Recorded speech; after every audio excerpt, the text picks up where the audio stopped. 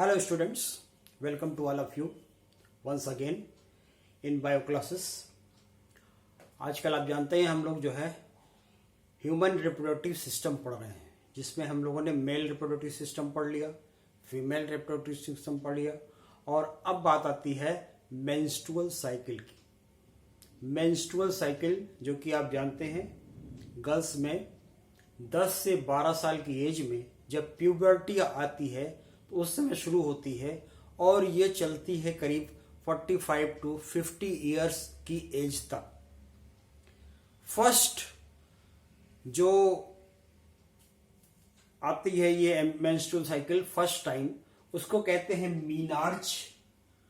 ये 10 टू 12 की एज में आती है और जो लास्ट होती है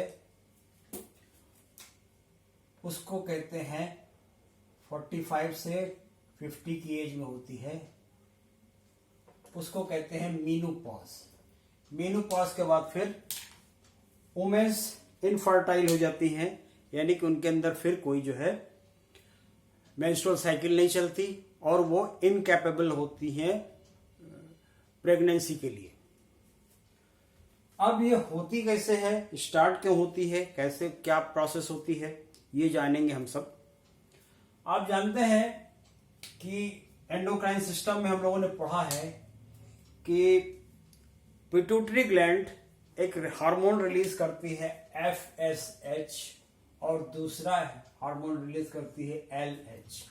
FSH को कहते हैं फॉलिकल स्टिमुलेटिंग हार्मोन और LH को कहते हैं ल्यूटिनाइजिंग हार्मोन। इन्हीं हार्मोन्स के एक्टिवेशन के बाद सारी प्रोसेस स्टार्ट होती है, प्यूबर्टी भी स्टार्ट होती है, क्योंकि बाई बर्थ हर गर्ल के पास ओवरी भी होती है और रिप्रोडक्टिव ऑर्गन भी होते हैं। But at the age of puberty that is 10 to 12 years की एज में ये हार्मोन्स एक्टिव हो जाते हैं और हर ओवरी के अंदर थाउजेंड्स के नंबर्स में फॉलिकल्स होते हैं, जिनको कि ग्रेफियन फॉलिकल कहते हैं, और इन्हीं ग्रेफियन फॉलिकल के अंदर ओवम का निर्माण होता है, ओवम का फॉर्मेशन होता है। और ये हर 28 डेज पे, एवरी 28 डेज पर हर ओवरी से ओवम का रिलीज होती है, राइट। तो हर 28 डेज में एक ओवर रिलीज होता है और रिलीजिंग का काम कौन करता है, luteinizing hormone.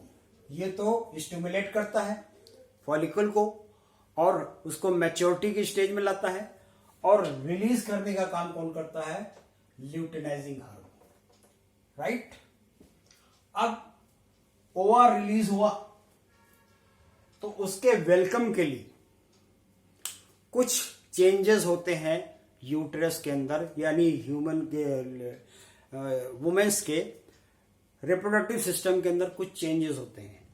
To receive a fertilize egg कुछ सम चेंजेस होते हैं। वो चेंजेस क्या होते हैं कि जो एंडोमेट्रियम की वॉल है उसके अंदर ब्लड सप्लाई बढ़ जाती है, क्योंकि वो रेडी हो जाता है रिसीव करने के लिए नए एम्ब्रियो को, और अगर नया एम्ब्रियो आएगा तो उसको ब्लड सप्लाई के थ्रू न्यूट्रिशन, रेस्पिरेशन, ऑक्सीजन और अदर जो है एक्सक्रीशन वगैरह सारे उसके ब्लड से ही हुआ, तो ब्लड का सर्कुलेशन इस पार्ट में बढ़ जाता है और एंडोमेट्रियम क्या हो जाती है, थिक हो जाती है और ready to receive a fertilize egg, और जिसको कि एम्ब्रियो आप कह सकते हैं, जाइगोट कह सकते हैं, लेकिन एम्ब्रियो को रिसीव करने के लिए ये तैयार हो जाती है। इन केस अगर ये एम्ब्रियो फर्टिलाइज नहीं हुआ तो क्या होता है, फर्टिलाइज नहीं हुआ तो ये सारा का सारा जो थिक वॉल है इसकी, ये रप्चर हो जाती है बाद में, और रप्चर होकर जो ब्लड्स यहां एक्विमेशन होता है वो ब्लड्स बाहर आने लगते हैं along with some टिश्यू। कुछ टिश्यू के पार्ट्स भी होते हैं प्लस ब्लड भी होता है और ये रिलीज होता है, और इसी प्रोसेस को मेंस्ट्रुएशन या मेंस्ट्रुअल साइकिल कहते हैं। सो ये एक वैसे तो बहुत लॉन्ग और कॉम्प्लिकेटेड प्रोसेस है, बट अभी आपकी जो स्टेज है स्टडी की, उसके लिए ये ज्यादा हो जाएगा, बहुत ज्यादा बताना, तो उसको आप हायर क्लासेस में और डिटेल में पढ़ेंगे, लेकिन इतना अभी आपके लिए। तो इसके कुछ पॉइंट्स आप नोट कर लीजिए। फर्स्ट जो होता है, at the age of 10 to 12 FSH and LH यानी कि फॉलिकल स्टिमुलेटिंग हार्मोन और ल्यूटिनाइजिंग हार्मोन ये एक्टिवेट हो जाते हैं, हेल्प इन ओव्यूलेशन। अब ये ओव्यूलेशन क्या है? Ovulation is a process in which ovum is released by the ovary. Ovary से ओवम के रिलीज होने की प्रोसेस को ओव्यूलेशन कहते हैं, और ये हर 28 डेज पर होती है, राइट। सेकंड चेंज क्या होता है? The endometrium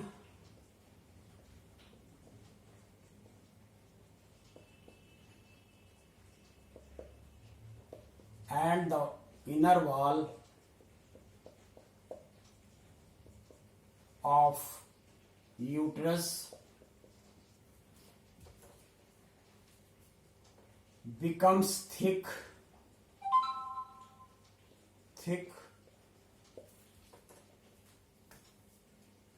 due to accumulation of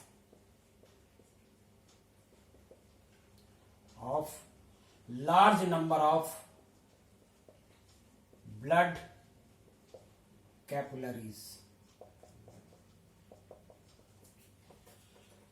inner wall uterus की और प्लस एंडोमेट्रियम, इसके अंदर बहुत ज्यादा ब्लड कैपिलरीज का एक्युमुलेशन हो जाता है to receive a new embryo. उसको उसके स्वागत के लिए, उसको वेलकम करने के लिए ये चेंजेस आ जाते हैं। But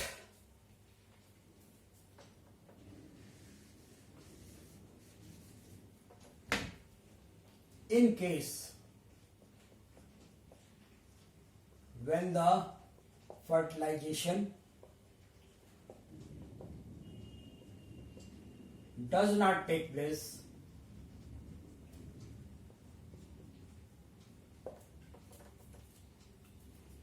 the endometrium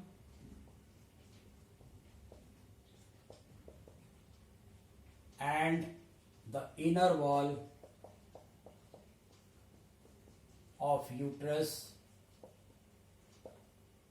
becomes rupture,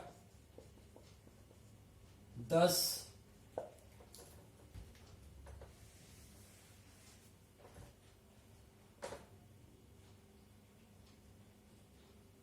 bleeding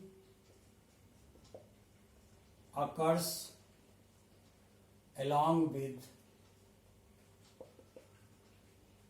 some parts of tissues।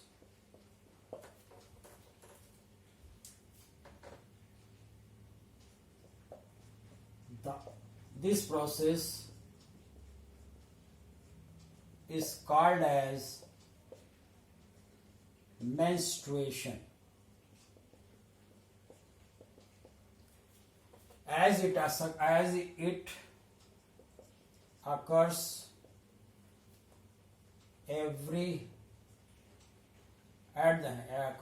at the interval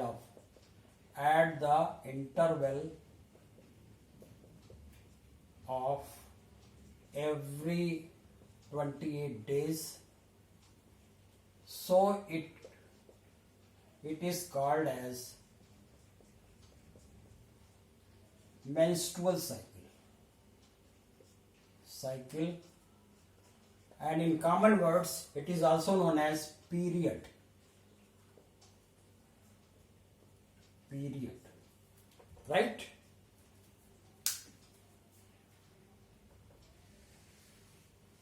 Now fifth क्या होता है?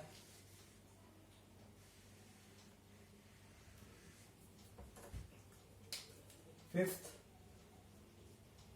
आफ्टर, और ये प्रोसेस हर 28 डेज में चलती है। एक मेंस्ट्रुअल साइकिल, एक बार ब्लीडिंग हो गया, एक बार मेंस्ट्रुएशन हो गया। Menstruation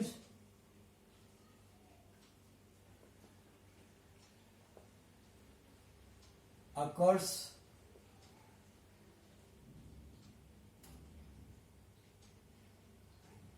three to 5 days, 4 to 5 कर दीजिए, 4 to 5 डेज तक ये प्रोसेस होती है और ये ब्लीडिंग होती है, right.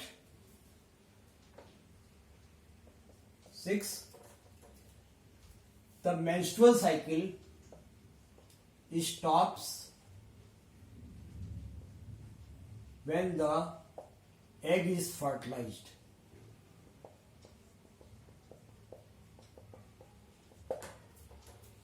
If the fusion of sperm and ova takes place, then zygote formation takes place, and in such condition the menstrual cycle stops because it is now ready to implant on the wall of endometrium. ये endometrium की दीवार पर अब implant होने के लिए तैयार हो जाता है और इस समय मेंस्ट्रुअल साइकिल रुकी रहती है। और ड्यूरिंग प्रेगनेंसी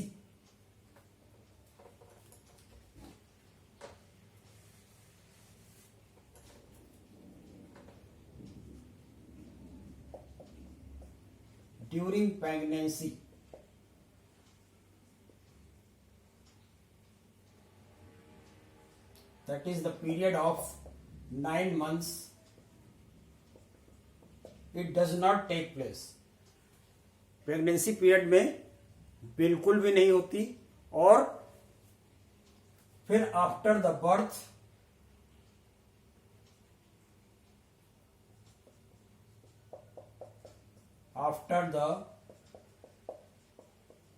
ऑफ